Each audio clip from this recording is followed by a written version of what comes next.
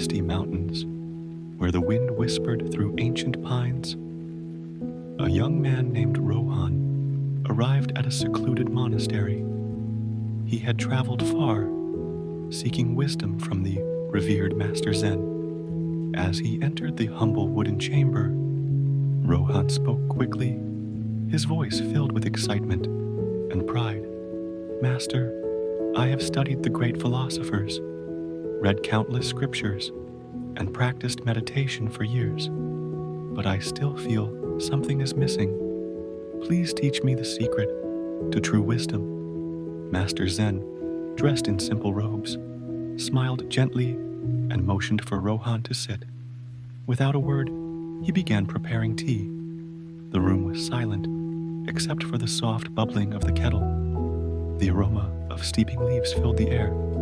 Zen poured tea into Rohan's cup, slowly, steadily. Rohan watched as the cup filled. Then it reached the brim, but the monk kept pouring. The tea overflowed, spilling onto the table, then onto the floor. Rohan's eyes widened. He instinctively pulled back. "Master, stop. The cup is full. No more can fit." Zen finally stopped pouring. He looked up, meeting Rohan's gaze with calm eyes. "Like this cup, your mind is full," the monk said softly.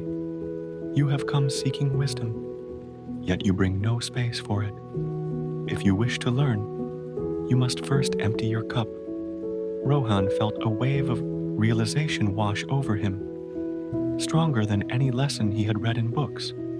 His knowledge had been his prison, not his path. For the first time in years, he said nothing. He simply bowed his head and listened. And in that silence, his journey truly began.